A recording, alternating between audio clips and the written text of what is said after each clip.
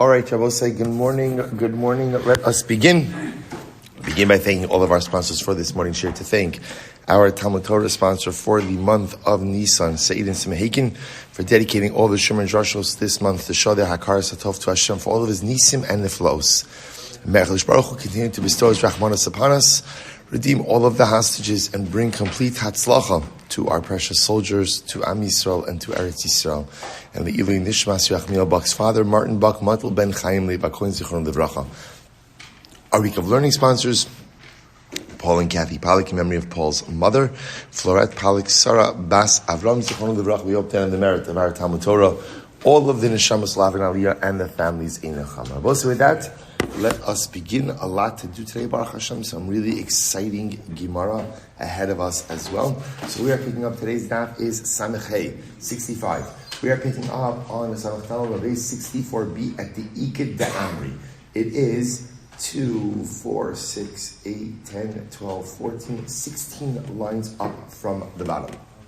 So remember again, we were introduced to the Mishnah yesterday, a really interesting Mishnah, that if essentially a very simple halacha, that if you lend money to someone, it almost feels like this is what like the parak should have started with, as it's a very straightforward case. You lend money to someone, it's very loud, or is it?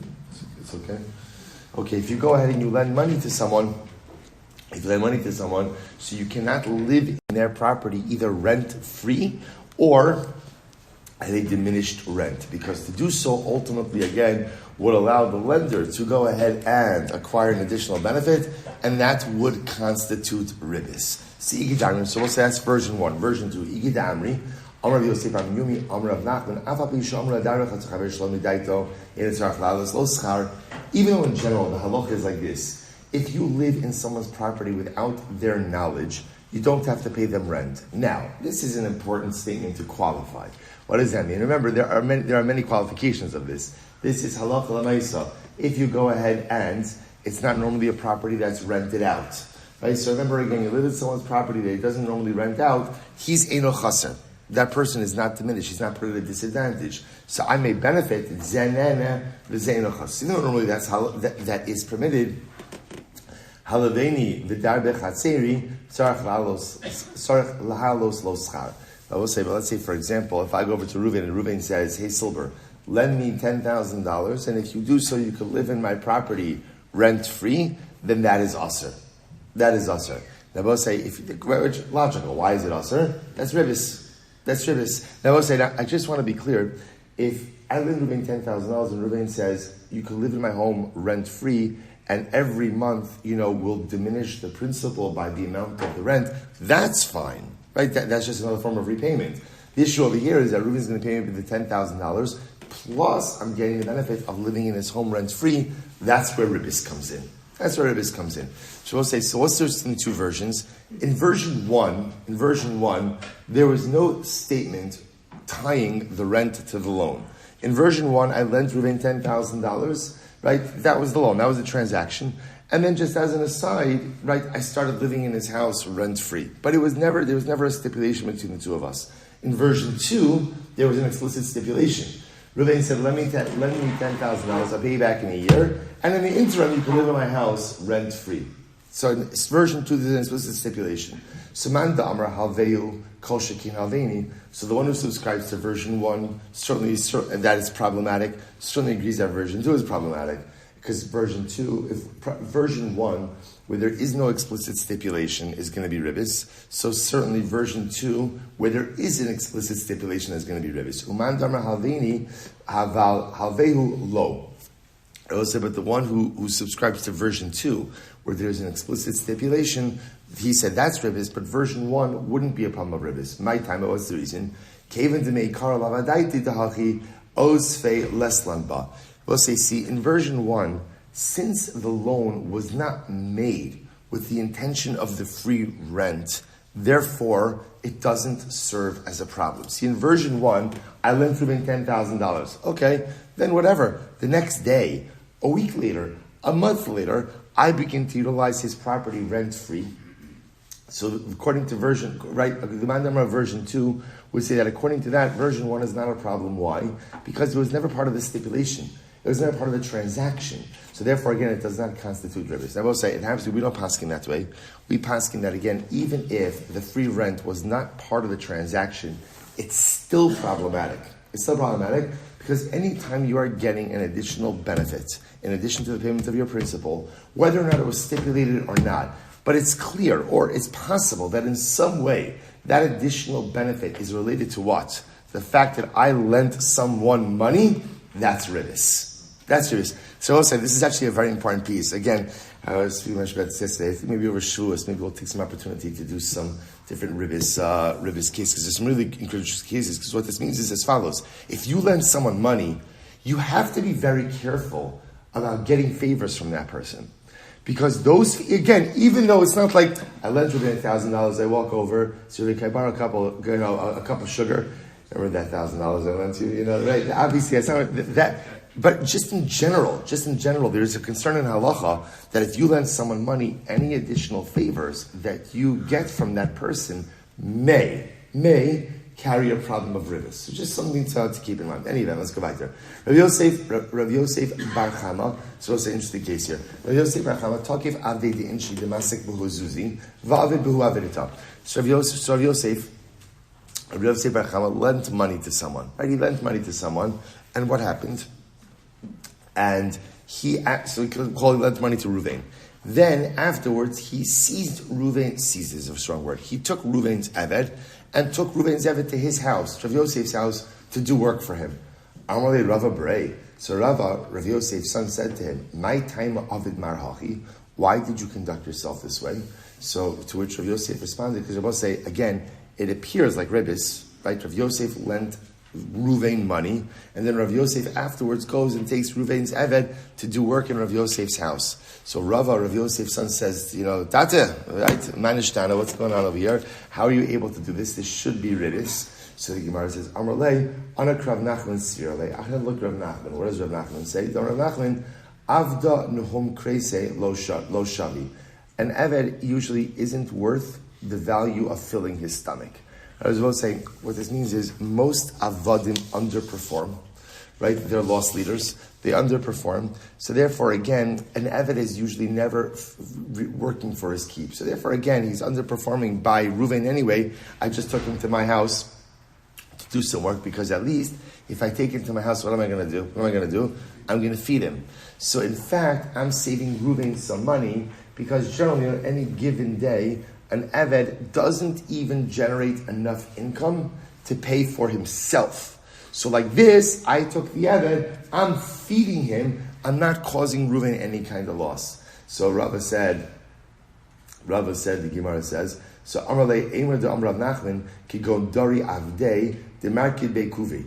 So we'll say, so maybe when Rav Nachman said that, he was talking about a servant like his servant Dari. So we'll say, so this servant was an interesting guy. So Dari, apparently, he wasn't so into work. Yeah, I know a lot of people like that, right? He just wasn't so into work. So what would he do? But he had an incredible talent. He was a good dancer. He would go to the local tavern, and he would dance for drinks, right? He would do a little dance, and people would buy him a l'chaim. So maybe when Rav Nachman was saying that, he was talking about his own Eved experience. However, again, the Gemara says, Achrini, mi amar, but we think Rav Nachman was just making like a sweeping statement about all avodim. That seems to be improbable. So Rav Yosef said, you're right. Amar le anaki had Rav Daniel bar Katino. Amar Rav Svirali. The Amar hatokif avdo shachaver va'asa b'molacha pater. So Rav Yosef said, you're right. I hold like a different position of Rav Daniel bar Katino.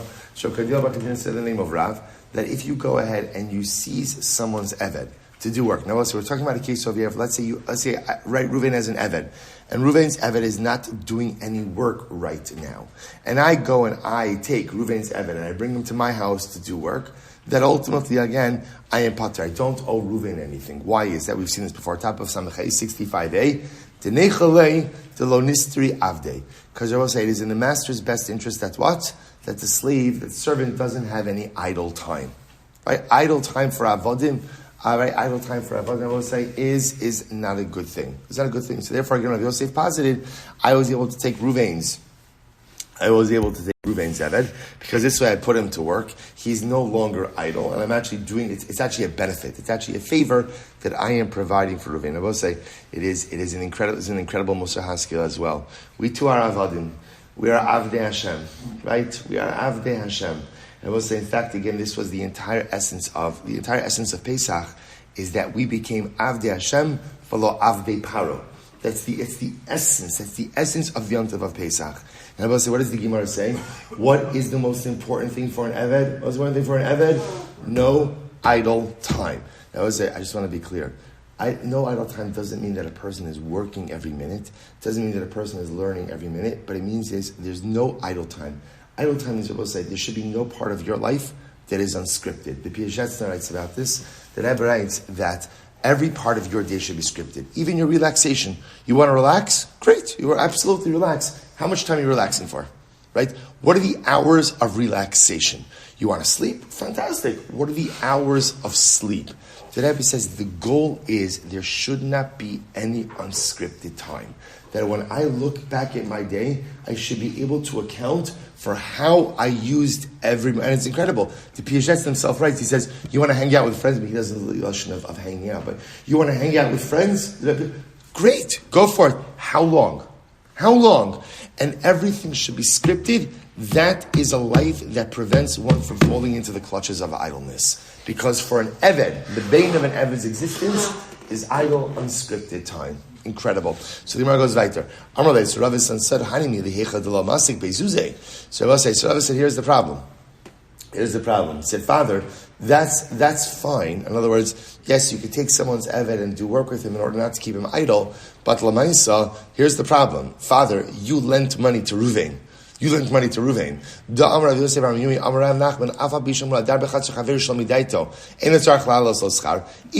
halacha is that if you live in someone's home rent-free when they don't rent out that property, you don't have to pay them rent because it's zenene v'zelo chaser, right? I am benefiting and the owner is not losing anything. However, but I will say, if you lend someone money, then no, you can't live in their property rent-free. Why? Because you are getting an additional benefit as a result of the loan. So remember again, what is Rava telling his father of Yosef? Father, you might be right. That under normal circumstances, the halacha is if I go over to Reuven and I take his Eved, of course, we'll also return on a case where Reuven's Eved is not engaged in any work for Reuven. And I take Reuven's Eved, and I bring him to my house, and I put him to work, and I feed him, and I take care of him. Technically speaking, I'm potter. I don't have to pay Reuven anything. Why? Because I'm actually doing Reuven a benefit. Why? Because I'm keeping his Eved busy. I'm keeping him out of trouble. Rescuing him from the clutches of idleness. That's great. But Father, you're in a different situation over here because you've lent Reuven money. And remember, when you've lent someone money, you have to be careful about getting any other benefit from them because that benefit could be construed as ribis. And therefore, Father, this act of taking the Eved and bringing him to your house to do work after you lent the owner of this Eved money could really be problematic. So again, Rav Yosef said to his son Rava, you're right, Hadribi. You're right, I take it back. I made a mistake. Hadribi, literally I've changed my mind and I'm not going to go ahead and utilize the Eved anymore. So I'll say, what a profound Moser Haskell. Those words, Hadribi, sometimes are the hardest words to utter. Right, Hadribi, I changed my mind. You are right. I take it back. And I will say the godless of this also is this is a father to his son. Right? Sometimes it's very hard for a father to admit that he was wrong, right, to his child. And here again, you see Rav Yosef admitting to Rava Hadribi, Rav said the humility that is needed in life to be able to accept, I made a mistake, right? Again, his son pointed out to him in a very respectful way that he erred in a matter of halacha, and the father accepted the musar, the beautiful musar, incredible. Rabbi, Haiman Damasik Zuze, Direbise Bechavre. So we'll see an interesting case over here. So let's say I lent Reuven money, and I will say the case in question over here is I lent him money, and I lent him with ribis. I engaged illegally in an interest transaction. And let's say the amount of ribis that I lent him, the ribis amount was 4 zuz. That was the ribbis amount. Okay? So we'll say, so now what happened? Watch this. So the Gemara says, so I lent Ruvain alone, and I lent him, the interest amount was 4 zuz. So we'll say, so what happened? So the Gemara says, so we'll say, so what happened? Good. So what happened in the marketplace? So you could go ahead and you could get 4 measures of wheat for a zuz. Okay. So now Ruvain's paying me back. Actually, let's forget about the 4 zuzim. Right? He's paying back the interest amount. Right? We'll call it a zuz. So we'll say. So what happens? Now he's paying the interest in wheat.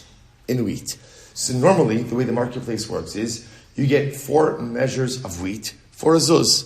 Okay, so now he's paying me a zuz of interest, but instead he decides, V'yarev le'ihu chamisha. Ruvain gives me 5 measures of wheat for the interest. Okay, so the interest amount would have normally been 4 measures of wheat.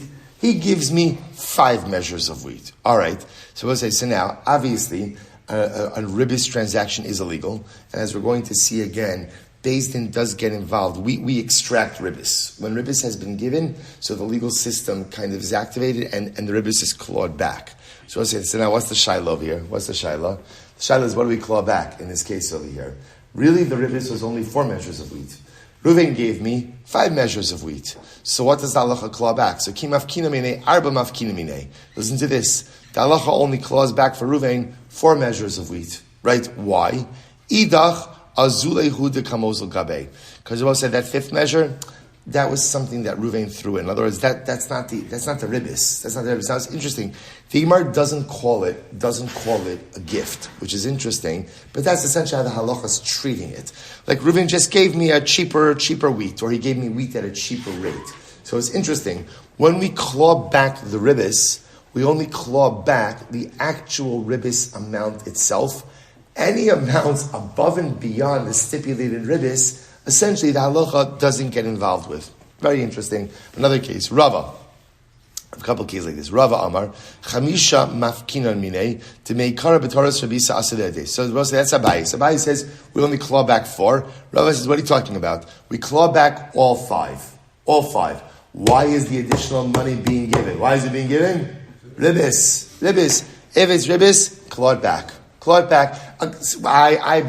Ruvain paid extra ribbis. It doesn't matter. Any additional amounts that are being given b'toras ribbis, and therefore clawed all back. Next case. That's case 1. So Abai and Rava. We'll say we paskin like Rava. In that case, we claw everything back. Any additional amounts are going to get clawed back as ribbis. Next, Rabbi. So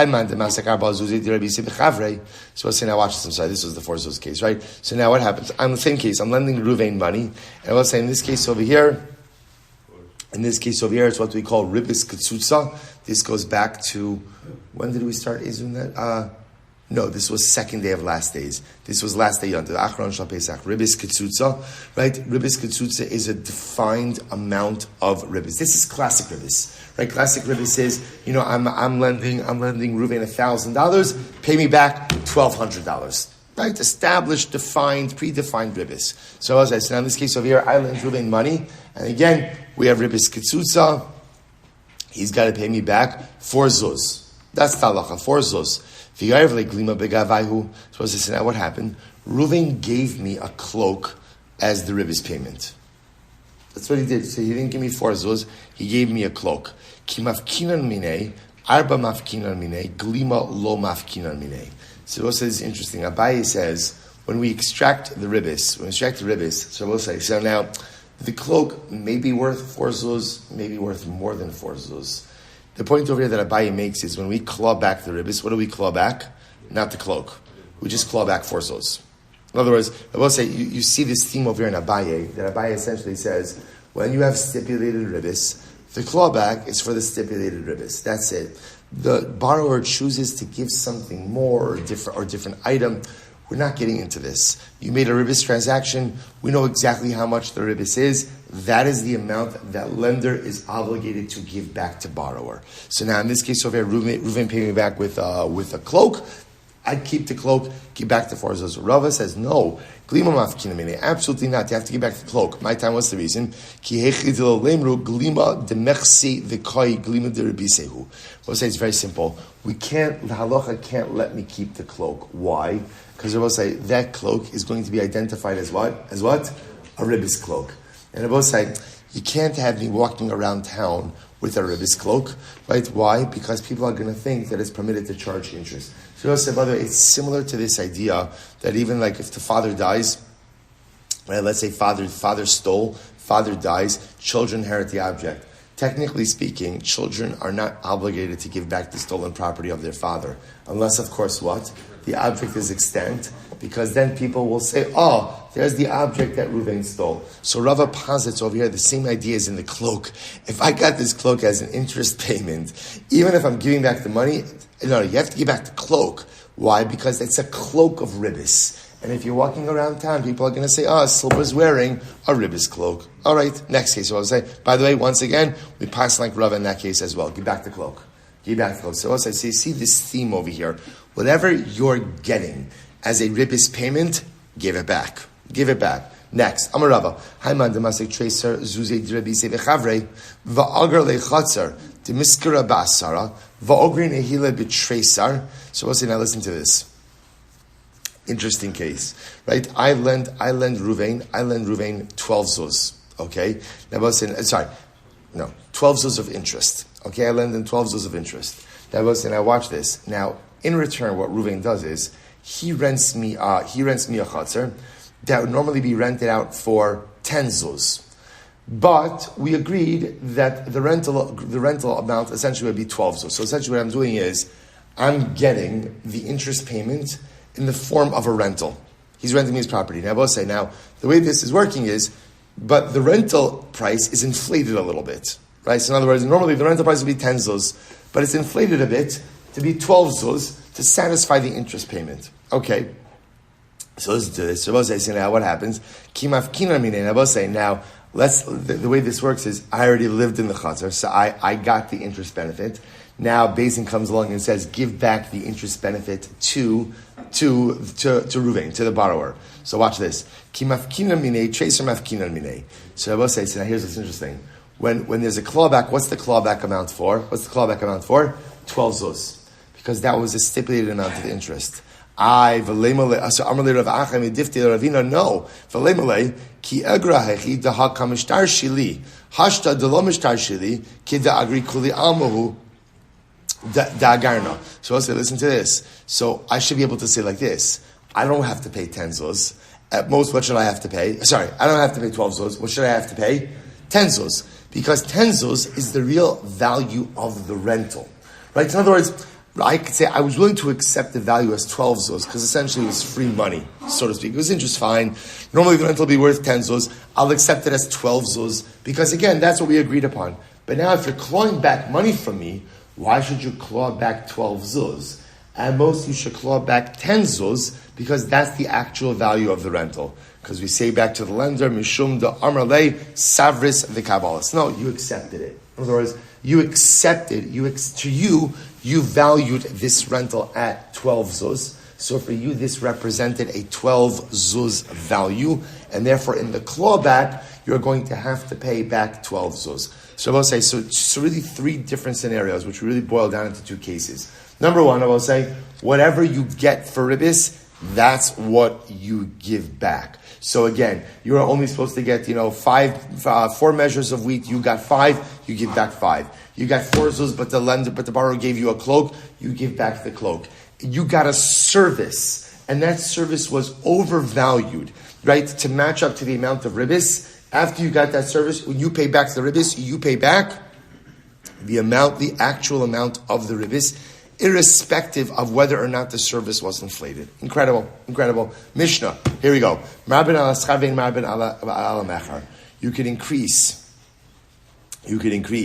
the amount for schar, for really essentially a rental, but not for a sale. What's the case over here? Here we go. Ketzad. Gemara says, what's the case? Fine, let's just read in the Mishnah. So, Kesad, Hiskilos Chatzero. So, I'll say, so watch this. I rent Ruvain my field. V'amarlo, and I say to Ruvain, let's listen to this case. V'amarlo, Ime Achshav Ata Nosinli, Harehu Lecha Be'eser Slan. So I say, Ruvain, listen, if you agree to pay rent up front for the year, so I'll charge you 10 slime. 10 slime. L'shana. V'imshal chodesh b'chodesh. But if you want to pay month by month, which is fine, sela l'chodesh. Then it's 1 sela per month, essentially 12 slime. So if you prepay, there's a discount. If you prepay, right, you prepay for the year, 10 slime for the year. Ultimately, again, you want to pay month by month, it's going to be 12 sela for the year. 1 sela a month. So the Mishnah says, this transaction is mutter. This is mutter. Fine. That's case one. So we'll say that's a rental case. So essentially, the Mishnah is teaching me, if you want to prepay, there is no ribis issue with prepaying at a discount. Okay. In other words, we'll say, the chap over here is, now, what's the chap? The chap is, we don't look at this transaction as, well, since you're making me wait for my money, therefore I'm charging you more. Right? That's the way I could have looked at it. Remember again, I will say, what is ribis? All of ribis comes down to one phrase. Right? Klala d'rabisa agar natarle aser. Right? Any time that you get charged more because the lender has to wait for his money, that's called ribis and it's aser. So I will say, so the chiddush of the Mishnah is, even though again, if you pay me now, it's 10 slime, but if you pay me month by month, it's going to be 12 slime. That's not called ribis. That's not called getting charged more to have to wait for your money. Now, even though when you read that, it sounds like getting charged more because I have to wait for my money. We'll see why it's mutter in just a moment. On the other hand, machar lo es sadehu va'amar lo im me'achshav ata nosinli harehu shelcha be'elev zuz im legoren b'shnei ma'asar mana asar. On the other hand, I will say, if I'm selling my field to Ruvain, I say, Ruvain, if you pay me full amount right now, 1,000 zuz. But if there's going to be delayed payment. Now, literally, it means if we have to wait for the threshing season. In other words, if you're going to pay me over time, or you're going to pay me at a later date, then it's going to be 1,200 zuz. That's aser. That's aser. So I will say, so it sounds like same transaction, yet by a rental, it's mutter, and by a sale, it's aser. All right, so here we go. So, Maishna Rishna, Maishna Seifa. So, I think we're asking these questions. So, what's the difference, I will say? So, why is it, again, in the rental case, if you prepay the year of the rental and you get it at a discount, that's mutter. Even though, again, if I pay month by month, it's going to be more. But yet, by a sale, if you pay everything right now, I'll give it to you for 1,000 zuz. Pay me later on 1,200 zuz is aser. What's the pshat? So the Gemara says, Rabba v'Rav Yossi termin tarvayu schirus eina mishtalames el basof. So Rabbi said it's very interesting. The way rentals work, I will say, is technically speaking, at least from halacha, a rental is only payable at the end of the rental. In other words, I will say, when you rent something, and this is actually very interesting, the halacha says the rental amount is only due after you've been given the service. It's interesting, right? So in other words, I think we're used to kind of thinking like rent is due on the first of the month, you're paying for the month ahead. That the halacha says that's not the way it works. Once you get the service, then you're obligated to pay. So technically speaking, a rental is only due at the end. Now I will say whether that's the end of every month or whether that's the end of the year, the point over here is there's no such thing as prepaying for a rental. So therefore, again, watch this. V'hai kevan delomat zmanei lemigve lav agar natole. So lav agar natar mashvile. Dahachi shavya. So I'll say, listen to this. So therefore, in the case of the rent, I say to Ruvain this: Ruvain, you don't owe me any money now. You don't owe me any money now at all, right? Because the rental is only due at the end of the duration of the rental. So you don't owe me any money, right? So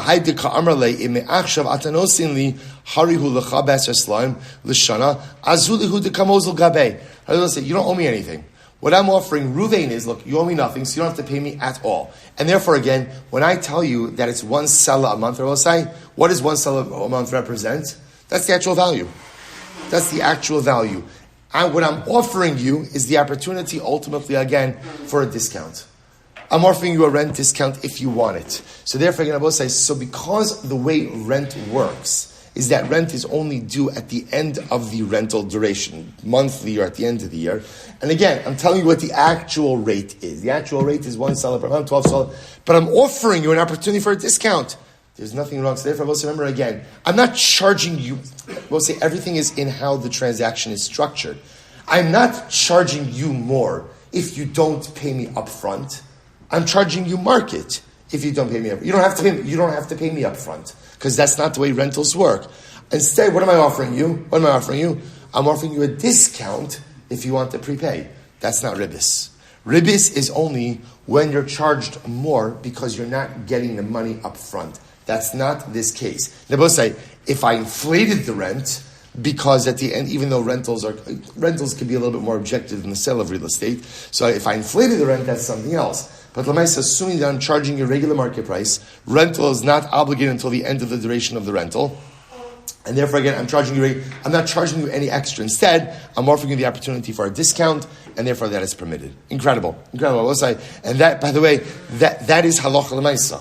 That is halacha l'maisa, the way rentals work. At least in halacha, we'll say, obviously, remember, the laws of ribis are fundamentally dictated also by market realities. So now, for example, if in the rental market, the way it works now is that, no, rentals are payable up front, then that can potentially change the dynamics over here. But let's just go with the Gemara right now. So let's go weiter. Seifa, keva dizvinininu. Now, when it comes to Seifa, remember again, when it comes to a sale, so let's say, how do sales work in halacha?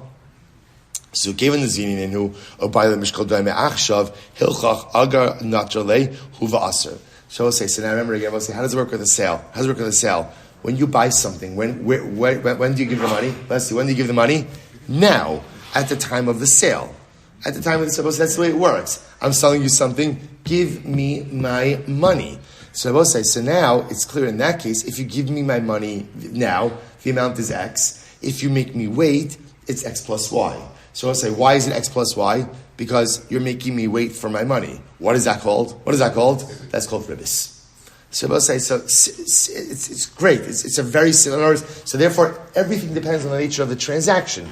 When you sell, as in a sale, money is due upon the sale. So therefore, pay me now is 1,000 zuz. You're not going to pay me now, you're going to pay me later. That's fine. You're making me wait for my money. There's an additional charge for that. That's called ribis. Incredible. Amar Rava, Jaku be'at bo Rabbana b'hamilsa. So I'll say the rabbis found a scriptural proof, a scriptural remes for this idea that rentals are only due right at the end of the rental. V'ok ma'akra ki schir shana b'shana. Schiru shel shana zu eina mishtalames ela b'shana acheres. Okay, so let's just bring up a scriptural proof to this idea that at least biblically, rentals will do at the end and not at the beginning.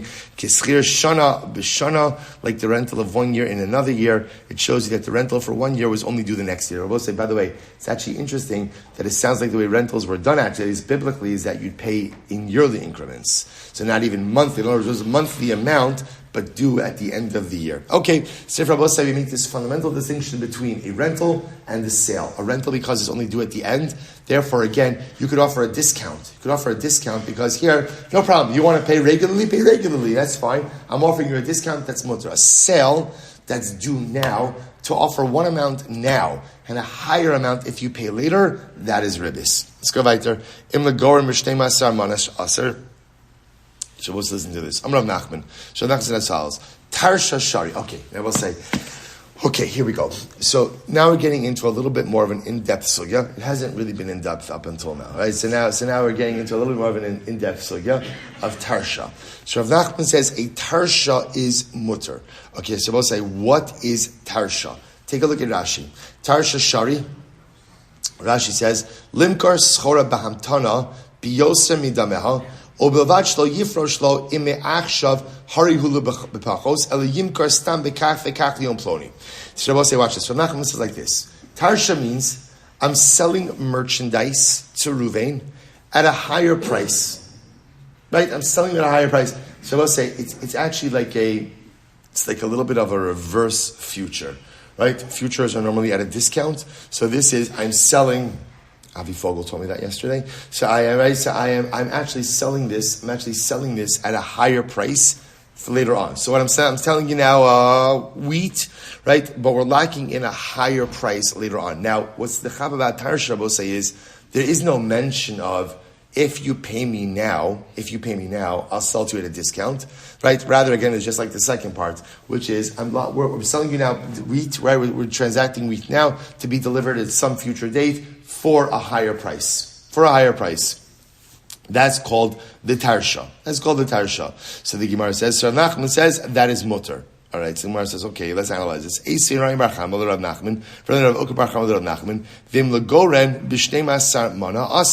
But one second, we said before that halacha l'maisa, if you go ahead and you're selling something now, and if they pay one price now, it's a lower amount. Now the chap over here is, in this transaction, if the purchaser were to come now and offer me a lower amount, I would accept it now for the same produce. But the point over here is, if you pay later, it's going to be this inflated amount. But that's never articulated. So yet the Gemara says, but one second, we just said in the Mishnah that if you do a sale like this, where if it's one price now, it's aser, one price now it's lower, and another price later on is higher, that's aser, that's ribis. So Amrle Hasam Katzle, Hachalo Katzle. It's a very simple distinction, I will say. Right? There was this simple distinction. At the end of the day, in the Mishnah that was stipulated. In the Tarsha case, it was never stipulated. In other words, Rabbi says, so in the Mishnah's case, where it was explicitly stipulated, pay now one price, pay later a higher price, that's ribis. In the Tarsha case, I simply go over to Reuven and I say, Reuven, I'm selling you wheat, doing a year from now, right? Money doing a year from now for $1,000. So Reuven says, okay, if I pay you now $800, would that work? Sure, absolutely. But it's not part of the stipulation. So because it's not part of the stipulation, therefore, again, it is not a ribis scenario. Amar Papa, Tarsha Didi Shari. So Papa said, my Tarsha is permitted.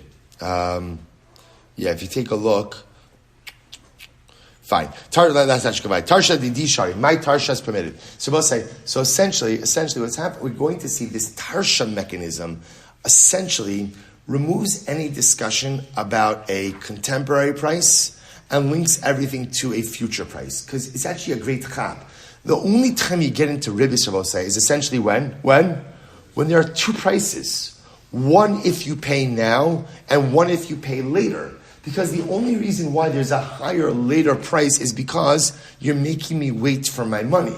So essentially what Tarsha says is, if I know you're not going to pay now, we just eliminate that current price and just lock in this transaction for the future price. And because there's only one future price, there's no ribis. It's fascinating. So Rav Papa says, my Tarsha is permitted. Rabbi say, what's Rav Papa's Tarsha? Look at Rashi. Tarsha Didi Shari. Ose Shechar Tamarim Haya. So Rav Papa was made date beer. He made date beer. So I say, so what happened? So Umocher Lo Bisman Hazol. And he would go ahead and he would sell it during the time that it was cheap, Tishrei. Kishar Shal Nisan Mamtala Nisan. So now watch this. So Rav Papa was made date beer. So the chap of Rav Papa was like this. In Tishrei, date beer was cheap, and in Nissan, the prices went up. So what happened over here? So what happened? See, he would sell in Tishrei for Nissan prices. Right? He would sell in Tishrei for Nissan prices. So the Gemara says like this. So my timer. So what's the reason? See, he says, Shcharai didi lo pasa. So first of all, my beard never spoils. My beard never spoils. Zuzi lo tzarichna. And I don't need the money right now. So I don't need money. So essentially what Papa was saying like this is that I don't need to sell beer in Tishrei. I don't need to sell it. So anuhu dekavidna milsa gabi lokeach. So now Papa says like this. He says at the end of the day, if you want to purchase beer from me, I don't need to sell it now. So I'm willing to wait until Nissan when the price goes up, and I'll sell then. If you want to buy from me now, that's fine, but I'm charging you Nissan prices. So I'm going to have Sheshes braids Rav Idi la Papa. My chazimar dika azlis basar didach. So he said to Rav Papa, why you only look at this transaction through your vantage point? Why don't you look at it ultimately again through the vantage point of the purchaser? Zil basar dido deilo havalahu zuzi havu shakli ki hashta deleslu zuzi shakli ki yukar delakame. From the purchaser's perspective, we'll say, watch this. We'll say, now you say, think to yourself like this. I don't understand. So Rav Papa is selling date beer in Tishrei for Nissan prices. Rabbi say, so why would anyone buy from Rav Papa? It's simple. What's the answer? Credit. Rav Papa was willing to sell on credit. So he said, because I don't need the money right now, Rav Papa said, I'll sell you on credit, but I understand if you're buying on credit, you're getting Nissan prices. So Rav Papa says, I have every right to do this. Number one, I don't need the money right now. And number two, my beer doesn't go bad. So therefore, I want to wait till Nissan to sell the beer so I can go ahead and get the higher price. But you want to buy from me now because you want beer now, and I'm willing to sell you on credit, that's fine, but I'm selling you on Nissan prices. They said to Rav Papa, that's fine that from your perspective this works, but from the purchaser's perspective, this is ribis. Why? Because we'll say if the purchaser had money now, then what? If you have money in Tishrei, then what are you doing with your money? Cheap date beer. So now, I, the purchaser, don't have money. So because I don't have money, what do I have to do? I have to go ahead and buy beer at a more expensive price because I'm getting it on credit. So I'll say, so why am I paying more money because I'm getting it on credit? Because I'm making the seller wait until Nissan to get his money. That's ribis. So essentially, the Siddur Papa is, this might work beautifully for you, but from the purchaser's perspective, it is absolutely ribis. Rav Chama said, Tarsha didi vaday shari. So Rav Chama said, my Tarsha is absolutely okay. Now take a look at Rashi just a moment. Rav Chama, Tarsha didi vaday shari. So this is so fascinating. Mocher prakmat yahaya, mocher b'makom azol, kishar shunim kar b'makom ayoker, umamtin lohen vehin malin osol b'makom ayoker, for whom so let me tell you this essentially outside. So Rav Chama had this great chap. Rav Chama would go ahead and sell, he was a merchandise salesman. But what would he do? He would essentially give merchandise to other merchants. And he would tell them, listen guys, here's the deal. For this merchandise, you owe me $1,000. Now I will say $1,000 represented the value that merchandise could fetch on the open market in a different city. Right? So you owe me $1,000. Then what would happen? And they would lock that in. The merchants would then take the merchandise to wherever they would sell it. They'd sell the money. They would then have the rights to use that money for their own business purposes, for the duration, for the entire duration, knowing that whatever it is, 6 months from now, they would have to bring Rav Chama back the stipulated amount. Right? So therefore, again, he says, I'm giving you this merchandise, you owe me now, $1,000 for this merchandise. Between now and 6 months, they have to sell the merchandise, and they have use of the money the entire time. Just as 6 months from now, bring me back my merchandise. Bring back my money. Bring back my money. Now look at Rashi. He goes on, he says, Now both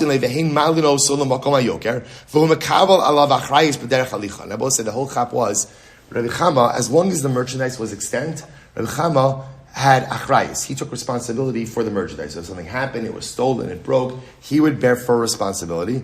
Now, Rabbi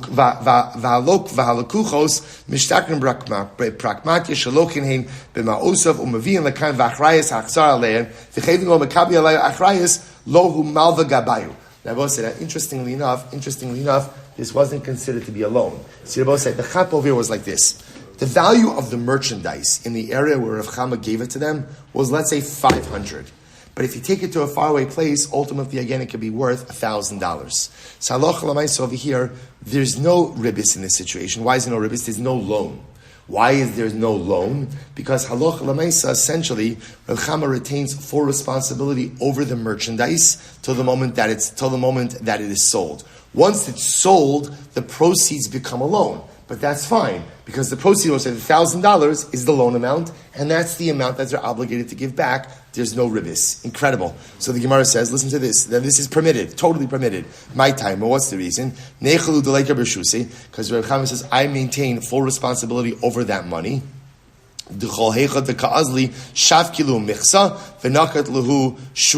So I'll say, so by the way, there's additional benefit. Additional benefit number one is I maintain full responsibility over the goods.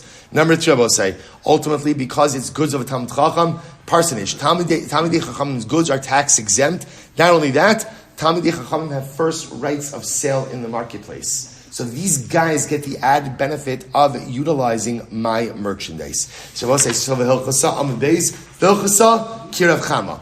So Rabbi say the halacha is like Rav Chama. So Rabbi say this is incredible. So Rabbi say understand what's happening over here. Rav Chama, Rabbi say I just want to point out this is the basis for heter iska. Again, we don't have time to get into it now, but in Eretz Hashem we are going to find time to be able to get into this. The idea here is that Rav Chama is giving over merchandise or money, right? But not ultimately again as a loan. It's being given over ultimately again, essentially, the merchants were his agents. They were his shluchim. They were operating on his behalf to sell, in this case, to sell the merchandise. Once the merchandise was sold, the proceeds are now a loan. But that's fine. Because those proceeds, that $1,000, that's what you owe me. There's no ribis. It only becomes a loan the moment that the merchandise is sold. So the whole chap over here is, they're acting as his agents with the merchandise for the bulk of the time. Only once the merchandise is sold does it become a loan, and the loan amount that they get, right? The loan is the same amount, it's the same $1,000. There's no ribis, and they have the right to use that loan amount the entire, which every borrower has the right to use the loan amount the entire duration of the loan. Incredible, absolutely incredible. Again, more to say on this, but not today. The halacha is like Rabbi Elazar said that ribis ketzutza, predefined interest, is clawed back by the Beis Din. The halacha Rabbi Yanai da'amar mali hein or mali dimei. So also remember again, Rabbi Yanai said that in the case ultimately again of psika ala peros, right? A forward future contract where Allah Lamaisa you could end up having to give back produce that has an elevated value and that's permitted, assuming you satisfy the criteria of yeshlo, or yatsa hashar, that you could pay back either in the form of produce or even in additional proceeds. In other words, you could convert the value of the produce as well. So I will say 3 profound pieces of halacha. Number 1, the tarsha of Rav Chama works. By the way, the tarsha of Rav Nachman also works. Heter Iska combines a number of these different things, which we'll get to. But this tarsha arrangement works. That's number 1. Number 2, we claw back ribis, right? Ribis, and I will say, how do we claw back ribis? In the exact form it was given. That's what we saw today in the Gemara. And number 3, psika ala peros. I will say last couple of days, psika ala peros, forward future contract is permitted as long as either what? Yeshlo or yatsa hashar. Again, we'll say, remember, keep a running tally of this stuff. Otherwise, you're not going to retain it. Okay, so yatsa hashar, or you're thinking to yourself, too late already, right? No, it's never too late. We'll say, come on. We'll say, if you're going to take Daf Yomi seriously, take it seriously. Take notes. Keep everything going. Otherwise, again, it's mamish like it's just drinking coffee. Hey, so the mice again. So yatsa hashar, or yeshlo, and I will say now we've seen a psika la peros. When you pay that back, you can, like Rabbi Yana, you can either pay it back in produce or value or actual money of that produce as well. Incredible. Mishnah. Here we go. So listen, I watch this. I sell Ruvain a field, and Ruvain gives me partial payment. Va'amar a mosai shetirtze, right? Have a mos v'tol es shalcha. So I say, so now what happens? And I say to Reuben, okay, listen, you give me partial payment, no problem, down payment. When you bring me the rest of the money, I'll give you possession of the field. Fantastic. So we'll say, aser. It is aser. Now we'll say, now what's aser? Now what's aser? Rashi says over aser lasos came and dafka da amarle lechi maisis motra amos kaname akshav lefichach aser lasos came shim yochal. So we'll say the issue over here, as we can see, is in the Gemara over here is, who gets to eat the produce in the interim? The problem with this type of transaction is, so I'm selling the field to Ruvain. Ruvain gives me the money. Okay, so it's a down payment. I said Ruvain, fine. When you go ahead and you pay me the rest of the money, the field will be yours. Now, Rashi is already giving us coming attractions that halacha l'maisa. What I'm saying is the field will be yours retroactively from the time that you gave me the first down payment. The problem is in this interim, who gets to eat the produce? Because the say we're running into a ribis problem regardless. If I the seller eat it, then in the event that Ruvain does not go ahead and pay for it, then Lamaisa, I've gotten the loan plus produce, right? And if Ruvain does pay for it, ultimately there's ribis as well. Either way you cut it, there's ribis on whoever is consuming the produce. So Hilvo al Sadeh, Va'amarlo im iyata nosin imikan vad shalosh shanim, hari hi sheli. So we'll say again, if halacha l'maisa, the Rosh says this is a collateralized case. It's number 2 case. I lend Ruvain money, and he gives me a field. He gives me collateral. And we say, if you do not pay me back the loan from now until 3 years, Harehi Shalo, the field becomes mine, Harehi Shalo. Ultimately, again, the field belongs to him. The field belongs to him, and so does the produce. And this is what Baitos did as well. Okay, we're both able to find that case in the Gemara a little bit later. Let's go. Says the Gemara, Mi ochel peros. So we'll say in this type of transaction where I'm selling Reuven a field, right? He gave me a down payment, and the field will become his upon payment of the field. So we'll say a full payment. Who gets the peros in the interim? Rafuna Amar Mocher ochel peros. Rafuna says the seller gets the produce in the interim. Rav Anan Amar Mishalshnes aperos. Rav Anan says no. Essentially, we kind of put the peros in escrow. We put in escrow to figure out who is going to get it. So the Gemara says, it's not a contradiction. Hada Amar le'lechi maisis kani. Hada Amar le'lechi maisis kani me'achshav. So we'll say it's not a contradiction.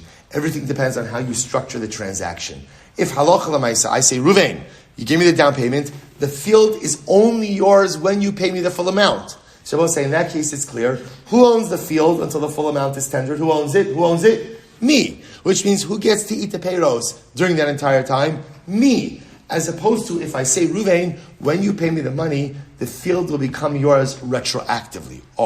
So we'll say, so now, in that interim, we don't know who owns the field. Because we don't know who owns the field, essentially, we can't let either party go ahead and partake of the produce. So we'll have to stop over here for today. We're fine. Tomorrow's a short. Our analysis is a shorter daf. We'll get through everything. Not a problem. Maybe I'll record a little bit more today. Also, let's say tremendous shkoyach. What a schus to learn this incredible parak with all of you.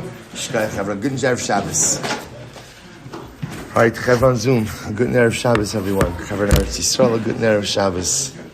Beautiful to see everyone. I'm jealous. Permissible jealousy.